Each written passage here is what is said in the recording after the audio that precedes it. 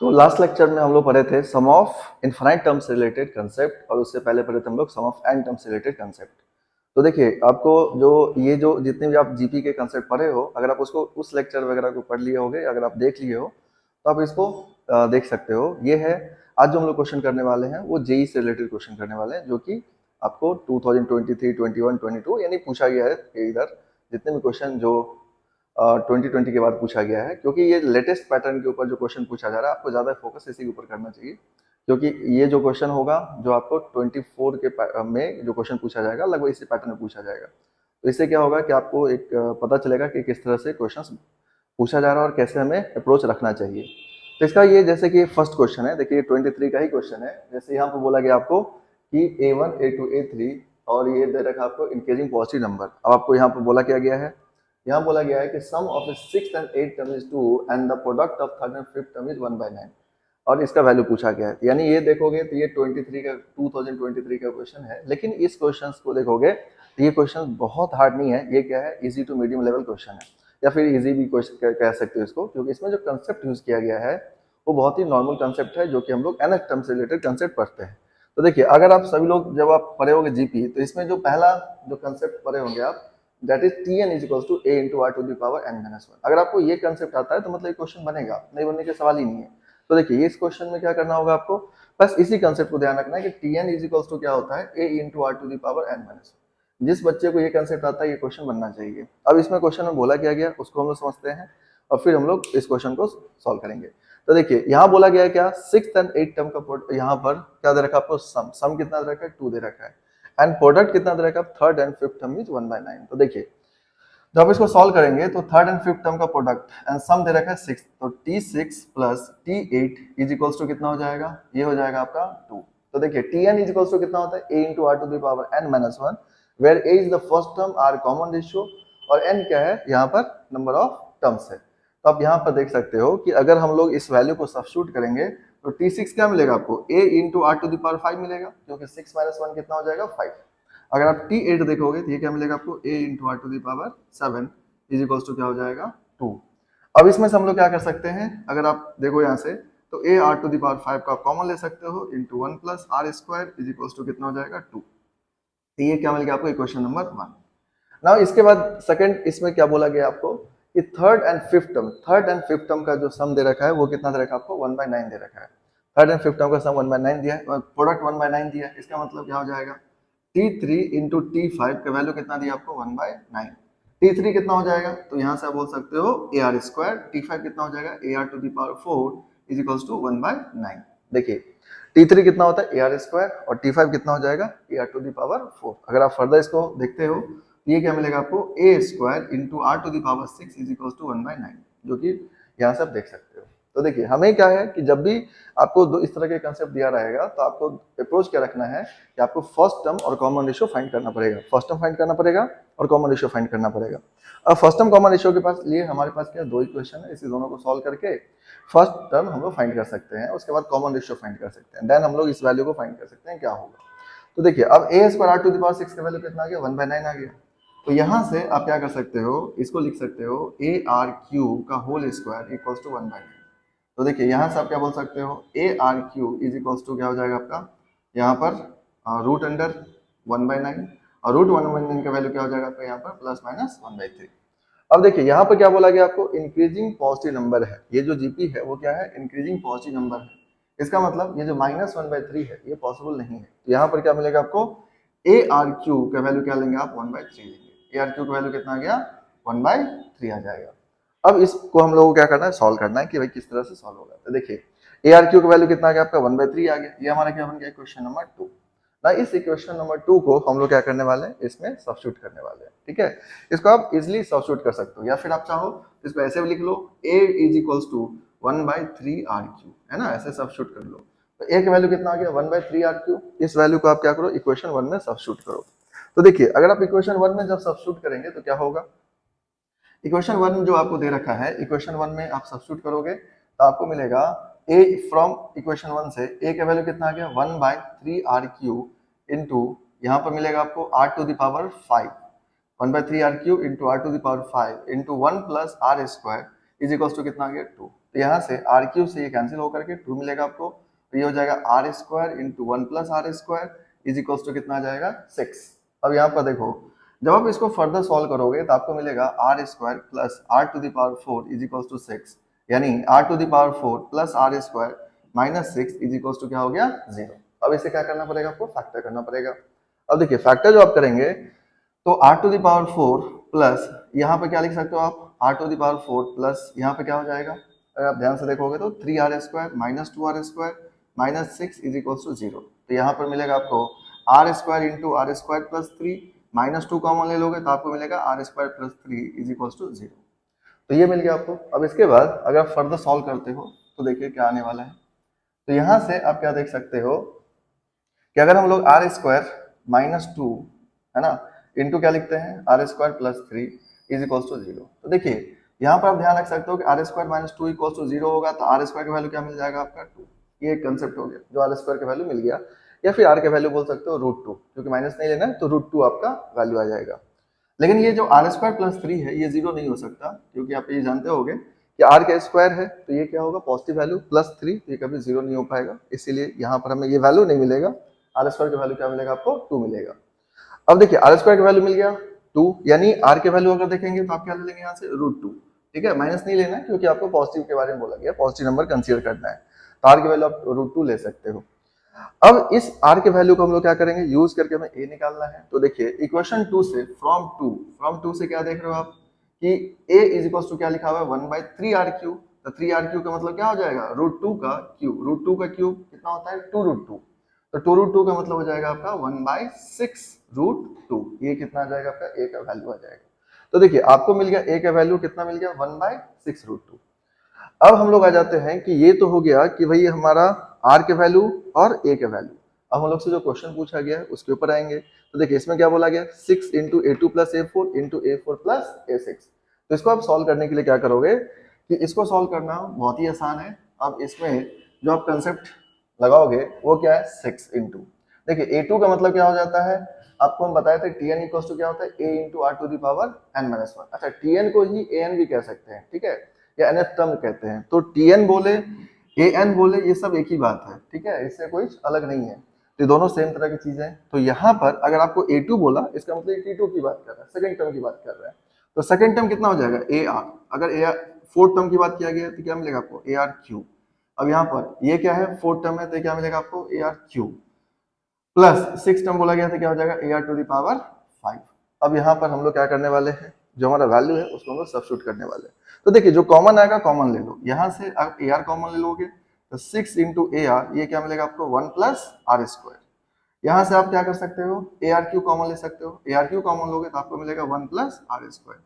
तो ये आ जाएगा 6 into A square into R to the power 4 into 1 plus R square का होल स्क्वायर, ये मिला आपको। अब इसके जगह वैल्यू सब्स्टिट्यूट करो तो देखो 6 a का वैल्यू क्या पड़े आप 1/6√2, तो 1/6√2 का क्या हो जाएगा स्क्वायर, ठीक है, into r to the power 4, देखिए r स्क्वायर का वैल्यू 2 है तो ये क्या हो जाएगा 2 का स्क्वायर हो जाएगा इनटू 1 प्लस आर स्क्वायर, ये कितना हो गया 2 का होल स्क्वायर। तो ये मिल गया आपको क्या, सारा वैल्यू सब्स्टिट्यूट कर दिया हम लोग। अब इसके बाद हम लोग क्या करने वाले हैं, आगे फर्दर सॉल्व करने वाले। तो देखिए फर्दर जब आप सॉल्व करेंगे तो क्या होगा समझिए। तो यहाँ पर फर्दर सॉल्व करने के लिए क्या हो जाएगा 6 इंटू 1/6√2 का स्क्वायर, 6√2 का स्क्वायर का मतलब कितना हो जाएगा 36 इंटू 2, 36 इंटू 2, 6 का स्क्वायर क्या होगा 36 और √2 का स्क्वायर क्या होगा 2। ना 2 का स्क्वायर क्यों क्या लिख सकते हो यहाँ पर 4, और यहाँ पर देख सकते हो 1 + 2, 1 + 2 का स्क्वायर क्या हो जाएगा 3, 3 का स्क्वायर यानी 9 इंटू क्या हो जाएगा 9। तो देखिए अब आप इसको कैंसिल कर सकते हो, तो 4 और 9 से 36 चला जाएगा, 2 से ये 6 से 3 चला जाएगा, तो वैल्यू क्या मिल गया आपको 3, और ये इसका आंसर हो गया। तब यहाँ पर इस क्वेश्चन में क्या समझे, ये क्वेश्चन बहुत ही आसान था, मीडियम लेवल क्वेश्चन था, और इसको आप देख सकते हो इजी कह सकते हो, easy to medium level question, और इसमें आपको सिर्फ और सिर्फ एक फॉर्मूला पता है तो आप बना सकते हो। हम आपको पहले ही बोले थे, और हमेशा ध्यान रखो कि देखिए फॉर्मूला पता होना अलग बात है और क्वेश्चंस को डील करना अलग बात है, क्योंकि देखिए फॉर्मूला सेम फॉर्मूला से आपको क्लास 11th के स्कूल के एग्जाम में भी क्वेश्चन आता है, सेम फॉर्मूला से क्वेश्चन जेई में आता है, एडवांस में भी आता है, लेकिन क्वेश्चन के लेवल बहुत ज़्यादा चेंज होते हैं। तो आपको क्या करना होगा कि पैटर्न को सीखना होगा, फॉर्मूला याद करने से आप क्वेश्चंस को हैंडल नहीं कर सकते। आपको क्वेश्चन हैंडल करने के लिए क्वेश्चन प्रैक्टिस करना होगा, और जिस एग्जाम का प्रिपरेशन करते हैं आप, उस एग्जाम के क्वेश्चन को प्रैक्टिस करना होगा, तब आपको पता चलेगा कि क्वेश्चन किस तरह से सॉल्व होता है। क्योंकि अगर आप इस क्वेश्चन को पहले से सॉल्व करके नहीं जाते हैं इस तरह क्वेश्चन को, तो मेंस के एग्जाम में आपको आइडिया ही नहीं मिलेगा कि आप किस तरह से क्वेश्चन को सॉल्व होता है। इसीलिए जेई के जो क्वेश्चन होते हैं, आप PYQ लो और उसको सॉल्व करो, जितनी बार हो, 3 टाइम्स हो, 4 टाइम्स हो, आप सॉल्व करो। तब तक सॉल्व करो जब तक आपकी पूरी कंसेप्ट दिमाग में नहीं आ जाता है। तो ये पहला क्वेश्चन था, और हम लोग देख रहे कि इस क्वेश्चन को कैसे सॉल्व किया जाता है। इसके आंसर कितने हो गए? 3। और इस अगर क्वेश्चंस की बात करें तो इस क्वेश्चंस के अंदर हम लोग कंसेप्ट जो यूज किए वो है nth टर्म का कंसेप्ट, जो कि a into R to the power n-1। और ये फॉर्मूला ऑलमोस्ट सभी लोग जानते हैं, पर इस क्वेश्चन को आप इस तरह से ध्यान रख सकते हो। तो इसके बाद हम लोग नेक्स्ट क्वेश्चन देखते हैं, आप लोग इसको नोट कर लो। तो देखिए नेक्स्ट क्वेश्चन हमारा ये है कि जैसे इसमें आपको दे रखा है कि ये भी nth टर्म से रिलेटेड क्वेश्चन है। जैसे पहला क्वेश्चन nth टर्म से रिलेटेड है, ये भी nth टर्म से रिलेटेड। पहले हम लोग कुछ nth टर्म से रिलेटेड क्वेश्चन देखते हैं।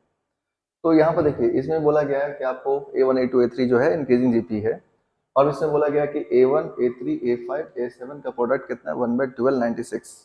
अब इसमें पूछा जा रहा है कि A2 प्लस A4 का वैल्यू 7/36 है, तो आपसे पूछ रहा है कि A6 plus A8 plus A10 का वैल्यू क्या होगा। ये जो क्वेश्चन है ये है आपका 2022, ठीक है। ये अब देखिए जो आप 23 में क्वेश्चन देखे और 22 में क्वेश्चन देखे थे, तो आप इस दोनों क्वेश्चन को एक बार ऑब्जर्व करो तो लगभग क्या है, सेम तरह का क्वेश्चन है। उसमें भी क्या बोला गया था आपको कि सम ऑफ 2 नंबर दे दिया था आपको, प्रोडक्ट ऑफ 2 नंबर दे दिया था, और आपसे फिर कुछ वैल्यू पूछ लिया गया था।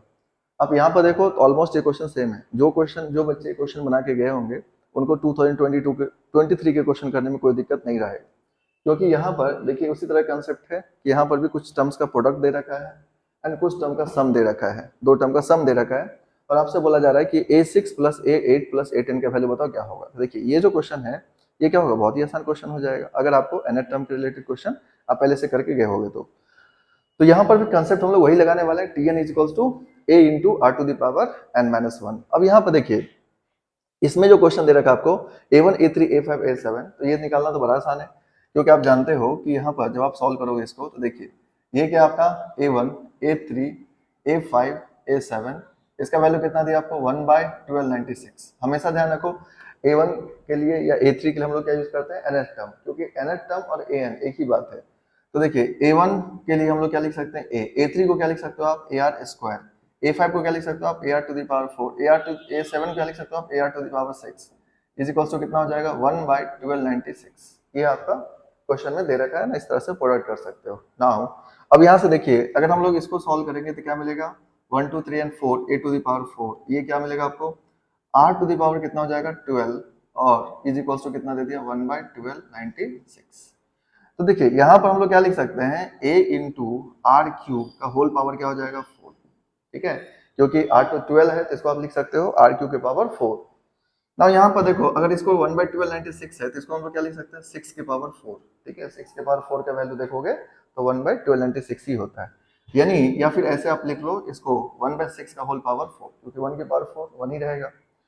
अब इससे देख सकते हो कंपेयर करोगे तो यहाँ पे क्या मिलेगा आपको ARQ इज इक्वल्स टू 1/6, यानी आप यहाँ से बोल सकते हो A इक्वल्स टू 1/6 RQ, और ये हमारा इक्वेशन नंबर 1 हो गया।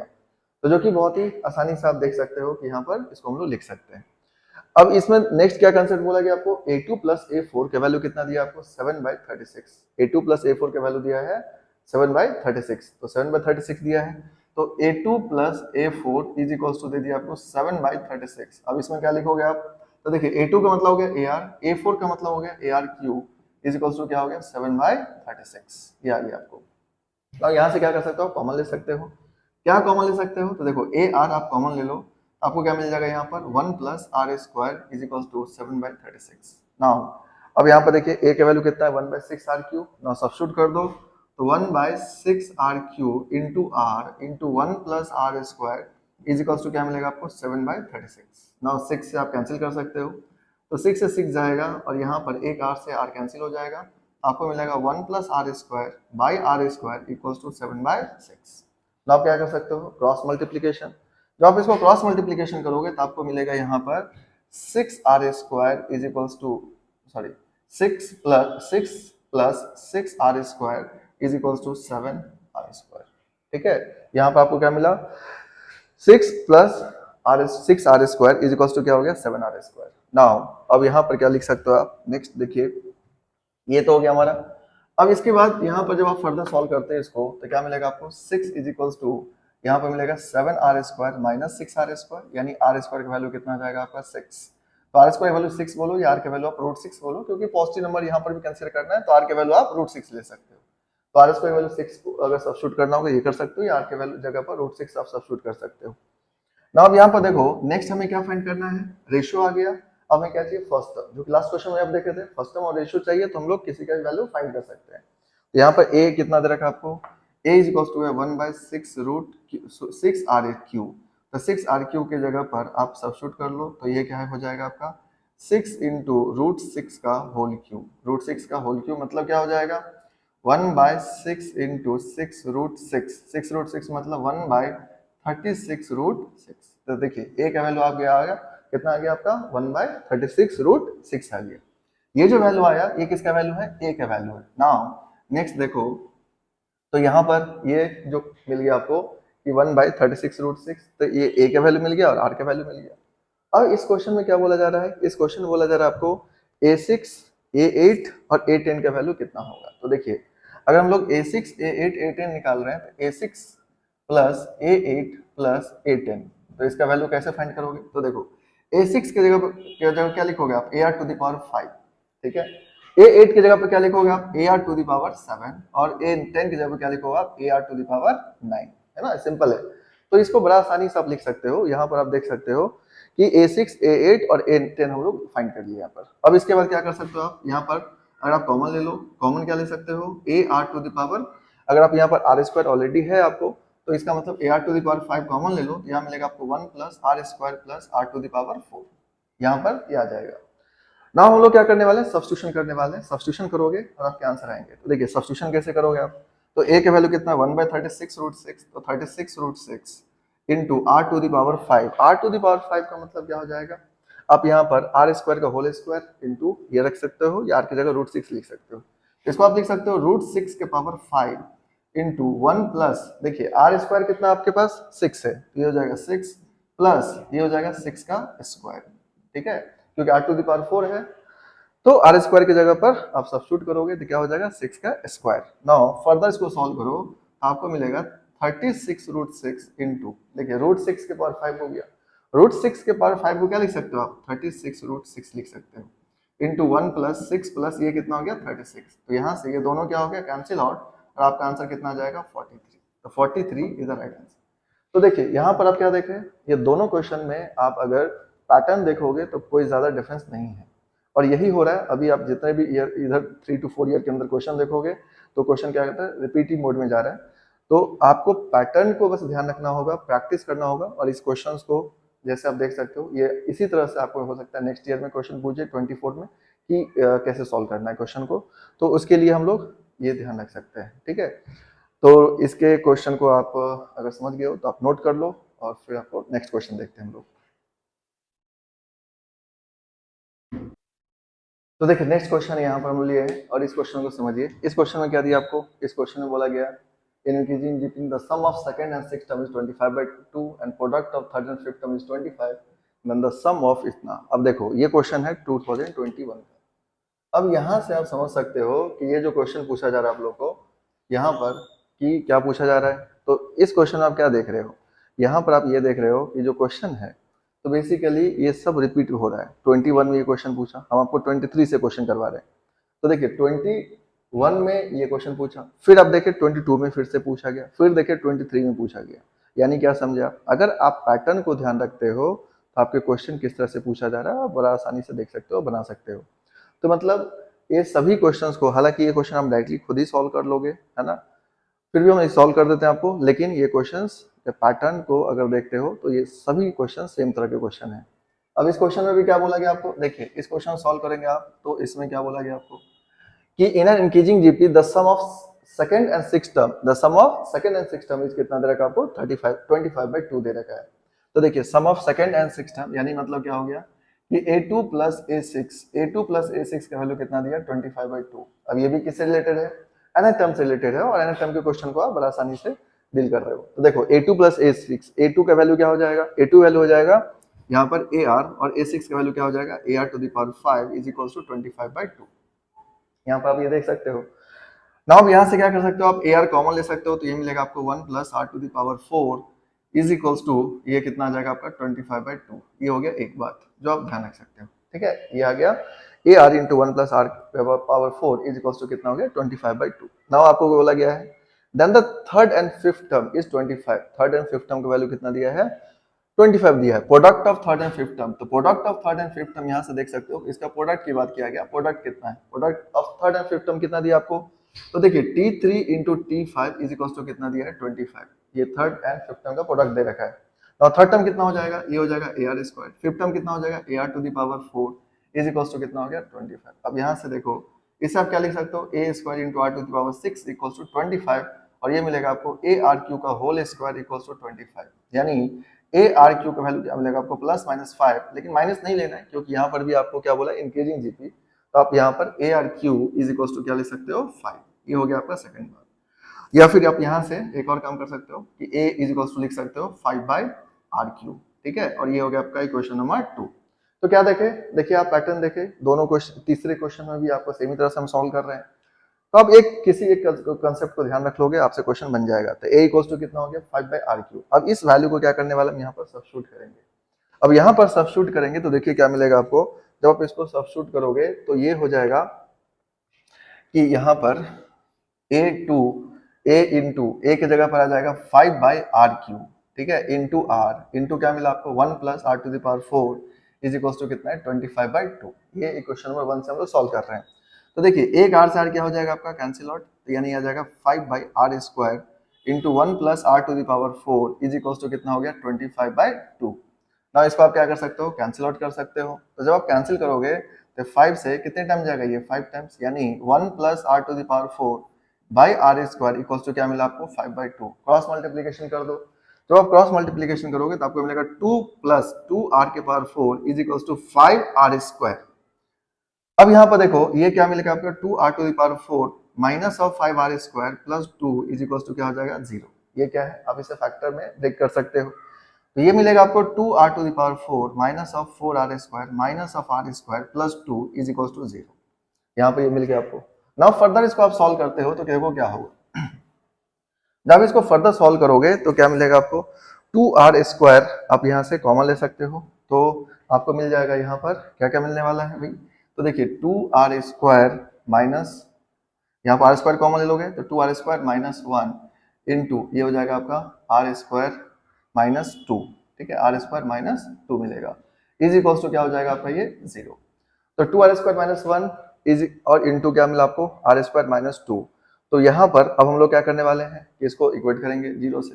तो 2R स्क्वायर का वैल्यू क्या मिला 1, तो R स्क्वायर का वैल्यू कितना आ जाएगा 1/2, और यहाँ से R स्क्वायर का वैल्यू क्या मिलेगा आपको 2 मिलेगा। तो 2R का वैल्यू मिला, एक मिला R स्क्वायर का वैल्यू 2 और एक R स्क्वायर का वैल्यू क्या है 1/2। अब देखिए इंक्रीजिंग जीपी अगर हो तो इंक्रीजिंग जीपी क्या होता है AR स्क्वायर ARQ, इस तरह से लिखते हैं हम लोग। अब यहाँ पर अगर आप R के वैल्यू फ्रैक्शन में रखोगे तो जीपी क्या होगा आपका डिक्रीज करेगा, तो इसीलिए हम लोग क्या लेंगे R स्क्वायर की वैल्यू 2 ले लेंगे। यहाँ पर अगर R स्क्वायर की वैल्यू 2 लोगे इसका मतलब R के वैल्यू क्या आ जाएगा आपका √2, R के वैल्यू √2 आ गया। अब इसमें हम लोग देखो कि अगर हम इसको सब्स्टिट्यूट करेंगे तो क्या मिलेगा, यहाँ पर फ्रॉम सेकंड इक्वेशन A का वैल्यू कितना जानते हो आप 5/RQ, है ना। इक्वेशन 2 से आप क्या जानते हो कि A की वैल्यू कितना 5/RQ है ना। सब्स्टिट्यूट कर दो तो ये मिलेगा आपको A/5 के √2 का क्यूब, √2 का क्यूब मतलब क्या हो जाएगा 5/2 √2। तो ये आ गया A के वैल्यू, और A और R के वैल्यू हम लोग देख लिए। अब देखिए A और R के वैल्यू आपको क्या मिला, A का वैल्यू मिल गया 5/2 √2, ठीक है, ये मिला आपको, और R का वैल्यू क्या मिला आपको √2 मिल गया। अब इस दोनों को यूज करके जो हमें लास्ट में पूछा गया कि sum of 4th 6th and 8th term का वैल्यू बताओ क्या होगा। तो देखिए 4th 6th and 8th term का वैल्यू आप फाइंड करते हो तो क्या मिलने वाला आपको। तो यहाँ पर आप यहाँ से देख सकते हो 4th 6th and 8th term का वैल्यू देखोगे तो 4th टर्म क्या हो जाएगा आपका, तो ये बोला गया है कि भाई 4th टर्म, तो 4th टर्म का मतलब हो गया A4 into A6 into A8 का वैल्यू पूछा गया कि कितना होगा। तो अब इसके वैल्यू के लिए हम लोग क्या करेंगे, देखिए A4 का मतलब होता है ARQ, A6 का मतलब क्या होगा AR टू द पावर 5 और A8 का मतलब क्या होगा AR टू द पावर 7। तो यहाँ पर आप देख सकते हो कि A8 का वैल्यू कितना है AR to the power 7, A6 का वैल्यू कितना है AR टू द पावर 5 और A4 का वैल्यू कितना है AR क्यूब। नाउ इसको अब हम लोग सब्स्टिट्यूट करते हैं तो आपको मिलेगा A क्यूब, मल्टीप्लाई करोगे तो क्या हो जाएगा A cube into R to the power, यहाँ सॉरी आपको पूछा गया सम पूछा गया है, प्रोडक्ट नहीं सम पूछा गया। तो देखिए सम पूछा गया, इसका मतलब यहाँ पर हो जाएगा A4 plus A6 plus A8, है ना, सम के बारे में पूछा गया है। तो सम अगर हम लेंगे तो उससे कोई दिक्कत नहीं है, आपको यहाँ पर भी आ जाएगा। तो A टू द पावर 4 के वैल्यू क्या हो जाएगा AR क्यूब, ये होगा AR टू द पावर 5, ये हो गया AR to the power 7। Now AR cube आप कॉमन ले सकते हो, कॉमन लोगे तो आपको मिलेगा 1 plus R square plus R के पावर 4। ये लास्ट क्वेश्चन जो देखे थे आप एग्जैक्टली उसी तरह से है।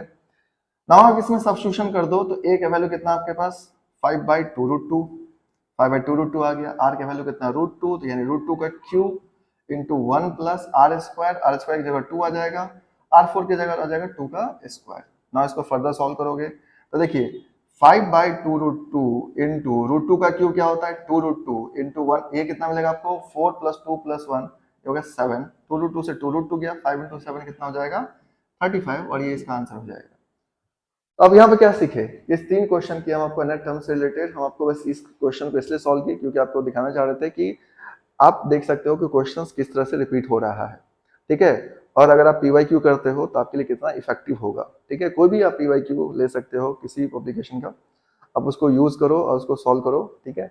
और सॉल्व करते हो तो आपको यहाँ पर देख सकते हो कि रिजल्ट क्या मिलेगा, ठीक है। तो हम लोग आते हैं नेक्स्ट क्वेश्चन पर, आप इसको नोट कर लो। तो देखिए नेक्स्ट क्वेश्चन हम लोग देखते हैं यहाँ पर। तो नेक्स्ट क्वेश्चन क्या है आपका, यहाँ पर नेक्स्ट क्वेश्चन बोला गया है late fx be a function such that fx plus y equals to fx into fy for all x y belongs to natural number if f1 equals to 3 and summation of k equals to 1 to n fk is equals to 3279 then the value of n is। देखिए ये जो question है यहाँ पर आप इसको ध्यान दो, ये वाला जो पार्ट है ये आपको ज्यादा फोकस करना होगा। यहाँ पर ये जो क्वेश्चन है, ये क्वेश्चन आपका 2023 का ये क्वेश्चन है और ये बड़ा आसानी से सॉल्व हो जाता है, ठीक है। अब ये जो पैटर्न है इसको समझो, यहाँ पर आपको 3 तरह के कंसेप्ट में जनरली क्वेश्चन पूछा जाता है। हालांकि एपीजीपी के अंदर 2 कंसेप्ट से क्वेश्चन पूछा जाएगा आपको। एक तो ये हो गया कि fx plus Y is equals to fx into fy से रिलेटेड क्वेश्चन पूछा जाएगा, और एक पूछा जाएगा आपको fx plus Y is equals to fx plus fy से क्वेश्चन पूछा जाएगा, ठीक है। तो देखिए यहाँ पर आपको ये जो 2 तरह के कंडीशन है, 3 कंडीशन होता है। एक होता है fx plus Y equals to fx into fy, ये 3 कंडीशन के ऊपर ज्यादा क्वेश्चन पूछे जाते हैं। तो यहाँ पर हम लोग जो अभी बात कर रहे हैं, देखिए इसकी बात नहीं कर रहे हैं हम लोग, यहाँ पर बात कर रहे हैं fx plus Y equals to fx into fy। अब ये पार्शियल डिफरेंशिएशन के थ्रू इसको हम लोग प्रूफ कर सकते हैं कि इसका वैल्यू क्या होगा, लेकिन ये 12th के पार्ट में हम लोग करेंगे। यहाँ पर अभी हम लोग इसके रिजल्ट को यूज करने वाले हैं कि रिजल्ट इसका यूज करके हम लोग इस क्वेश्चन सॉल्व करेंगे। जो एक बोले आपको fx plus Y equals to fx plus fy वाला जो क्वेश्चन है वो जनरली एपी के अंदर पूछा जाता है, ठीक है, क्योंकि उससे जो सिक्वेंस मिलेगा वो जनरली एपी मिलता है। अब यहाँ पर देख सकते हो कि ये जो पैटर्न है इसको आप डायरेक्टली याद रखना, ठीक है। इससे रिलेटेड कंसेप्ट को अगर आप याद रखते हो, ये question one of the easiest question होगा। लेकिन अगर आपको याद नहीं हो कि इसके वैल्यू क्या होंगे तो ये क्वेश्चंस बनाना मुश्किल है, मतलब थोड़ा ज्यादा हार्ड हो जाएगा। तो यहाँ पर अगर आप डायरेक्टली याद रख सकते हो, कैसे याद रखोगे, तो देखिए इसका जो वैल्यू होता है कि जब आप इसको सॉल्व करोगे तो fx plus Y is equals to, अगर fx इंटू fy होता है तो यहाँ पर fx का वैल्यू आ जाता है a to the power x, ठीक है। fx वैल्यू कितना होता है a to the power x होता है। जैसे अगर fx प्लस fy का अगर देखोगे तो उस केस में आ जाता है kx, ठीक है। तो वो हम लोग अभी नहीं देख रहे हैं, उसको देखेंगे बाद में। तो यहाँ पर क्या मिला, देखिए fx plus Y equals to fx into fy है, तो आप इस रिजल्ट को ध्यान रख सकते हो। fx वैल्यू कितना जाएगा a to the power x। तो यहाँ पर इसको हम लोग देखते हैं कि किस तरह से सॉल्व करना है। अब देखिए fx वैल्यू कितना आ गया आपको a to the power x आ गया। अब इस कंडीशन में क्या दे रखा कि f1 इक्वल्स टू कितना है 3 है, f1 के वैल्यू कितना दिया 3 दिया। तो यहाँ पर हम लोग क्या कर सकते हैं, देखिए f1 का मतलब क्या होता है समझिए। अगर ये लिखा है f1 इक्वल्स टू 3, इसका मतलब होता है कि x का वैल्यू 1 है और fx यानी y का वैल्यू कितना है 3 है। तो यहाँ पर आप सब्स्टिट्यूशन करोगे तो x की जगह 1 सब्स्टिट्यूट कर दो तो क्या मिलेगा आपको f1 is equals to a to the power 1, और f1 क्या है 3 है, 3 बराबर a, यानी a का वैल्यू कितना आ गया 3 आ गया। तो देखिए यहाँ से हमारे पास फंक्शन फाइनली क्या मिला, fx इज इक्वल्स टू हमें मिल गया 3 टू द पावर x, ये हमारे पास आ गया fx का value 3 to the power x आ गया। यानी इस फॉर्मेट के ऊपर अगर आप क्वेश्चन देखेंगे तो बहुत ज्यादा पूछा जाता है, लेकिन आप देख सकते हो अगर आपको याद है तो अब ये क्वेश्चन बहुत जल्दी बन जाएगा, क्योंकि इस क्वेश्चन में क्या है, यही आपको पता करना था कि ये है क्या, क्योंकि अगर आप यहाँ से देखेंगे तो आपके लिए क्वेश्चन हार्ड हो जाएगा। अब हम लोग आ जाते हैं कि इस क्वेश्चन को कैसे सॉल्व करना है। ठीक है, तो देखिए समय अब तो ये क्वेश्चन इजी हो गया। यहाँ पे क्या बोला गया, summation of k equals to 1 से n f k। तो देखिए अगर हम लोग 1 to n करेंगे तो ये क्या बनेगा, एक सीक्वेंस बनेगा, यानी ये कह रहा है इसका समेशन लगा दो। ठीक है, समेशन लगाओ। समेशन क्या बोला गया है, k equals to 1 to n, यानी ये वेरिएबल क्या ले लिया गया है, f k मतलब fx का वैल्यू अगर 3 पावर x है तो f k क्या मिलेगा आपको, f k मिलेगा 3 पावर k, यानी 3 पावर ये k हो गया। और इसका वैल्यू कितना दिया आपको, 3279। यहां से करना क्या हम लोग को, इसको सॉल्व करके हम लोग को क्या फाइंड करना है, k का वैल्यू फाइंड करना है। तो देखिए अगर हम लोग इसका k का वैल्यू फाइंड करेंगे तो किस तरह से होगा, तो यहाँ पर आपको k का वैल्यू फाइंड करने के लिए क्या करना पड़ेगा कि इसको सीक्वेंस में फॉर्म में ब्रेक करना पड़ेगा। तो यहाँ पर देख सकते हो आप 3 पावर 1 होगा, ये समेशन, समेशन आपको बताए थे इनफिनाइट वाले, ये nth टर्म वाले में समेशन का मतलब क्या होता है कि 1 से शुरू हो रहा है तो 1 2 3 4 5 इस तरह से आप लिखते जाओगे। तो यहाँ पर आपको मिलेगा 3 पावर 1 प्लस 3 का स्क्वायर प्लस 3 का cube 3 plus dot dot 3 power n is equals to क्या हो जाएगा 3279। ये आ जाएगा आपका एक सीक्वेंस बन गया। यानी यहाँ पर आप देख सकते हो ये क्या है, क्वेश्चन जीपी का हो गया, जीपी का एक सीक्वेंस है ये। अब जीपी के सीक्वेंस को हम लोग क्या करेंगे, यूज करके हम लोग सॉल्व करेंगे। तो देखिए जीपी के सीक्वेंस में आप लोग जानते हो कि यहाँ पर फर्स्ट टर्म कितना है इसका 3 है, आर के वैल्यू कितना आ जाएगा 3 आ जाएगा। नाउ अब यहाँ से देखिए जीपी में हम लोग पढ़े थे कि अगर कॉमन रेशियो 1 से ज्यादा हो तो समेशन ऑफ n टर्म्स का वैल्यू क्या होता है, a into R to the power n minus 1 by R minus 1।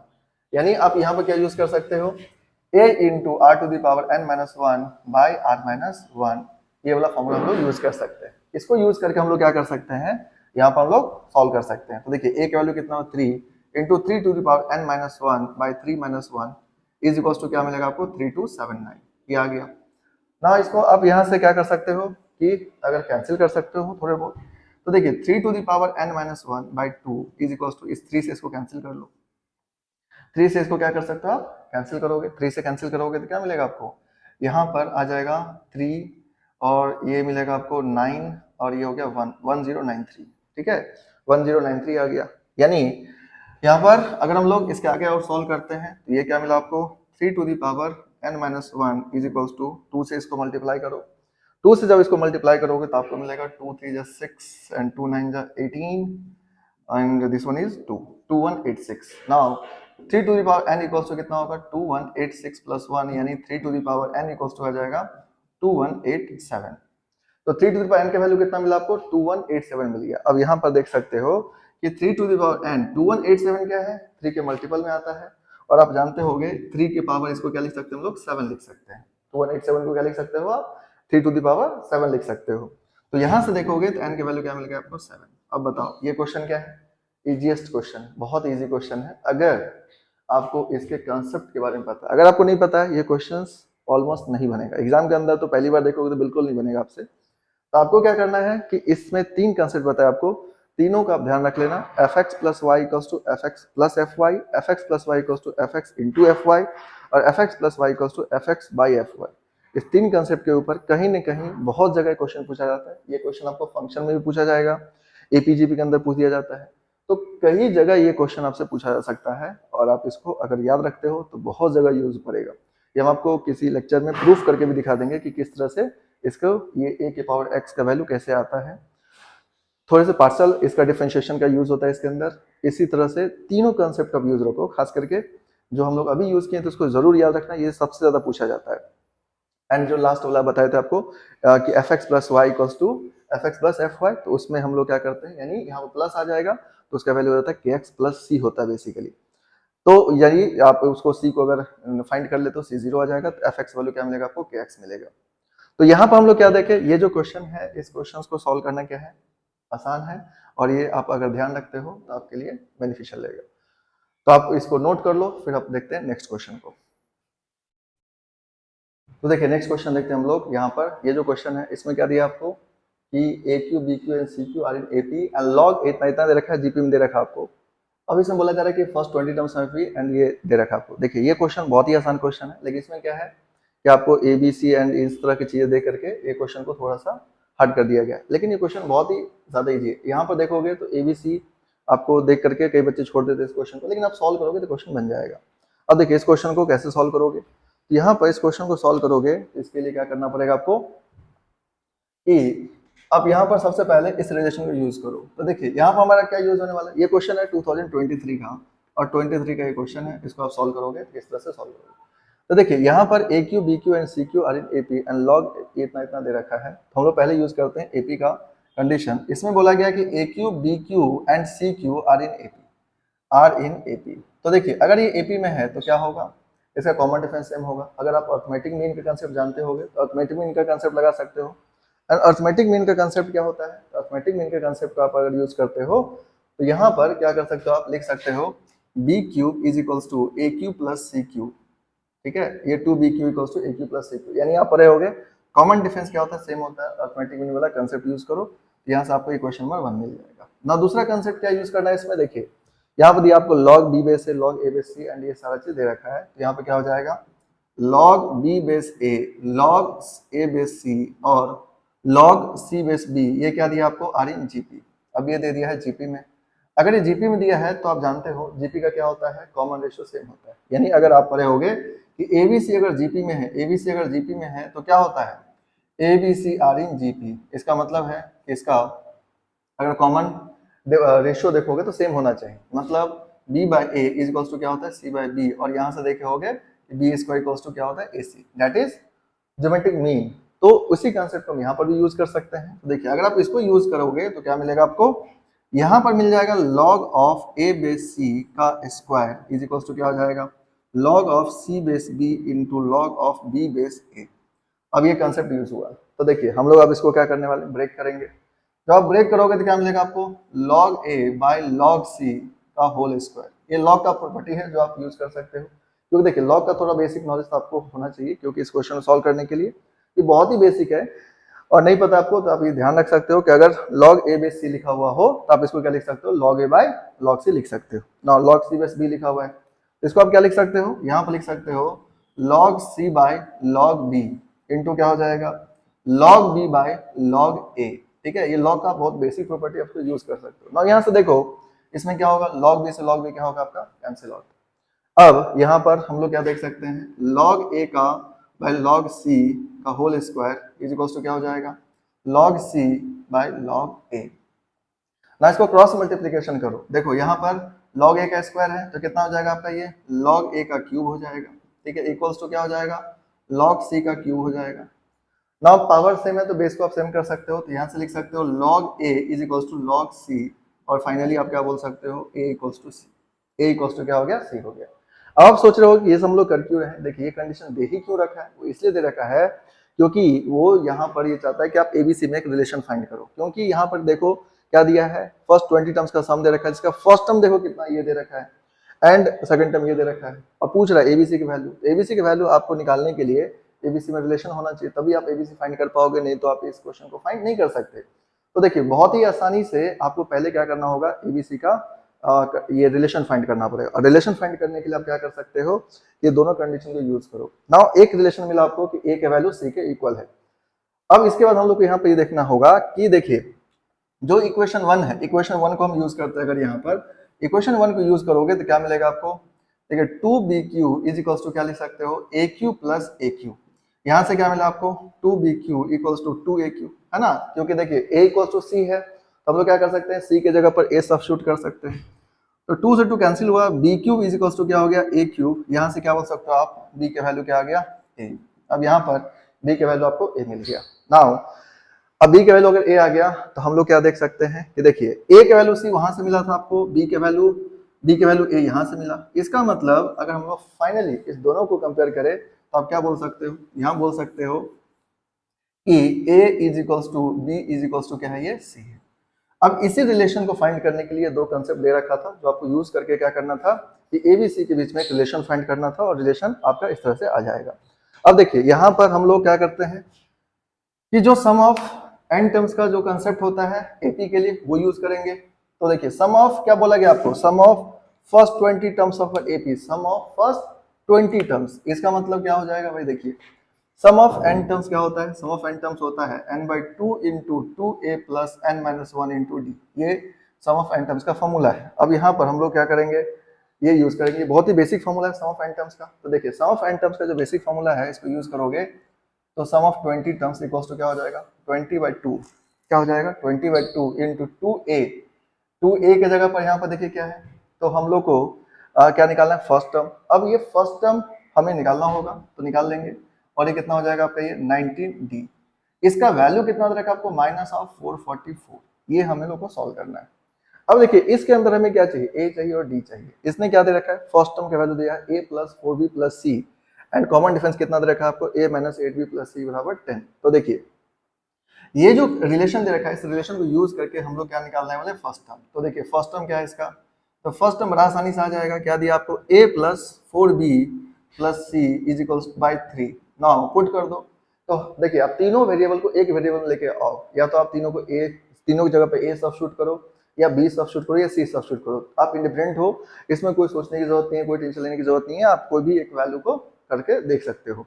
अब यहाँ पर देखो a की जगह a रहने देते हैं हम लोग, यहाँ पर 4a लिख लेते हैं +a/3, और ये क्या मिलेगा आपको 6a/3, यानी कितना आ जाएगा आपका ये 6a/3 का वैल्यू कितना आ जाएगा 2a। यानी आपको क्या मिला, आपको मिल गया फर्स्ट टर्म का वैल्यू कितना मिला 2a। अब हम लोग को क्या निकालना होगा कॉमन डिफरेंस।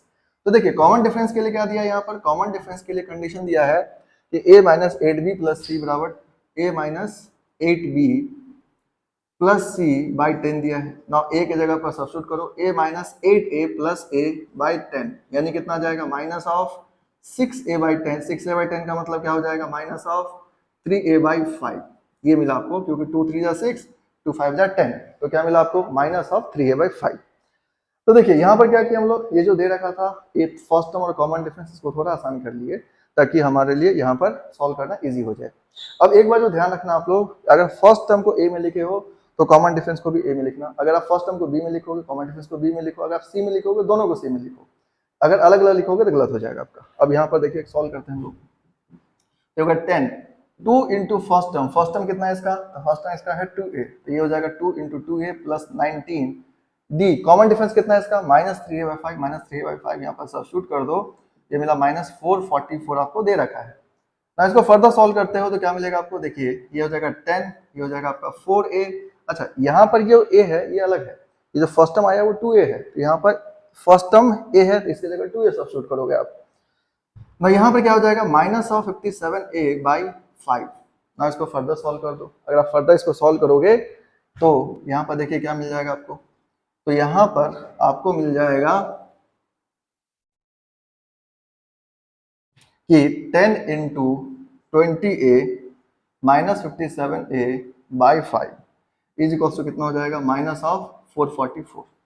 ये आ गया यहाँ से, यहाँ पे एलसीएम ले लो 4a/1, तो 5 एलसीएम आ जाएगा, 5 4 जा 20, 20 - 57/5। ना यहाँ पर देखिए ये कितना हो जाएगा 5 2 जा 10, ये मिला 2 इंटू ये कितना आ जाएगा आपका -37a इज इक्वल्स टू कितना हो गया -444। ठीक है।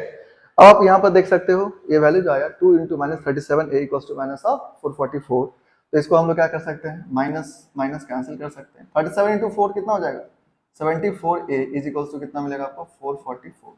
नाउ a इक्वल्स हो जाएगा 444/74। इसको कैंसिल करो, तो कैंसिल करोगे तो कितने टाइम जाएगा ये जाएगा आपका 444/74 करोगे तो ये मिलेगा आपको 4 6 जा 24, 7 6 जा 42 एंड दिस वन 24। हाँ 6 से जाएगा ये, तो a का वैल्यू क्या मिल जाएगा आपको 6 मिल जाएगा, a का वैल्यू 6 आ जाएगा। तो देखिए अब ये हम लोग क्या किए, ये जो कंडीशन था जो भी दे रखा था सबको यूज किए और a का वैल्यू फाइंड कर लिए, और a का वैल्यू कितना आ गया 6 आ गया। अब a का वैल्यू 6 आया, इसका मतलब क्या हुआ कि b का वैल्यू भी 6 होगा और c का वैल्यू भी 6 होगा, क्योंकि हम लोग देखे थे अभी कंडीशन कि a b और c तीनों क्या है इक्वल है। अब हम लोग क्या करने वाले हैं, इसको यूज करके वैल्यू निकालने वाले, क्योंकि इसमें पूछा क्या गया है, इसमें पूछा गया आपको कि ABC का वैल्यू क्या होगा। तो देखिए ABC का वैल्यू निकालने के लिए A का वैल्यू 6, B का वैल्यू भी क्या होगा 6 ही होगा, क्योंकि कंडीशन अभी देखे थे A B और C तीनों इक्वल है। तो 6 इंटू 6 इंटू 6 यानी क्या हो गया 6 का क्यूब। 6 का क्यूब का मतलब हो गया, इसका आंसर क्या हो जाएगा 216। तो ये इसका आंसर हो गया। तो ये जो क्वेश्चन है ये भी 2023 क्वेश्चन है। अब ये जो आज जो क्वेश्चन देखे आप लोग, ये जितने भी क्वेश्चन देखे आप, इसमें हम लोग और भी क्वेश्चन लेके आएंगे। इस जीपी से रिलेटेड और भी क्वेश्चन देखेंगे हम लोग नेक्स्ट लेक्चर में। जिसमें आपको बताएंगे कि और कुछ क्वेश्चन जिसको कैसे सॉल्व करते हैं, और ज्योमेट्रिक मीन से रिलेटेड भी क्वेश्चन हम लोग नेक्स्ट लेक्चर में लेंगे। तो सम ऑफ एन टर्म्स के कुछ क्वेश्चन किए थे हम लोग पहले, सम ऑफ इनफाइनाइट टर्म्स में भी कुछ क्वेश्चन किए थे जीपी मेंस वाले, और ये यहाँ पर देख रहे हो कि मेंस के कुछ क्वेश्चन। इसके बाद जो नेक्स्ट लेक्चर होगा जिसमें हम लोग और sum of N terms, infinite terms, nth terms, nth term के क्वेश्चन खैर अब ज्यादा नहीं होगा, एंड इसके बाद ज्योमेट्रिक मीन से रिलेटेड क्वेश्चन आपको बताएंगे। तो ये जो जितने भी क्वेश्चन है जीपी के, एपी के, ये सभी क्वेश्चन आप बना सकते हो, क्योंकि देखिए सीक्वेंस सीरीज जो है ये लगभग हर बार हर पेपर में पूछा ही जाता है, तो इसीलिए ये चैप्टर बहुत ज़्यादा इंपॉर्टेंट है और इसको कंट्रोल करना इजी भी है। तो आप इसको कंट्रोल कर सकते हो और एग्जाम के अंदर सॉल्व कर सकते हो। लेकिन कंट्रोल करने के लिए इस चैप्टर को अच्छे से ये करने के लिए आपको सबसे पहले क्वेश्चन प्रैक्टिस करना होगा पीवाईक्यू का। पीवाईक्यू क्वेश्चन जितना प्रैक्टिस करोगे उतना बेटर है। देखिए यहाँ पर क्या है कि आप बहुत सारा मटेरियल वगैरह मत बनाओ, ये नहीं 75 मटेरियल बना रहे हो 75 इंस्टीट्यूट से, वैसा कुछ नहीं होने वाला है। ठीक है, आपको सिंपली ये करना क्या होगा, ये एक कोई आप मटेरियल को यूज़ करो। इनफैक्ट मेरे हिसाब से आपको यूज़ करना चाहिए पीवाईक्यू।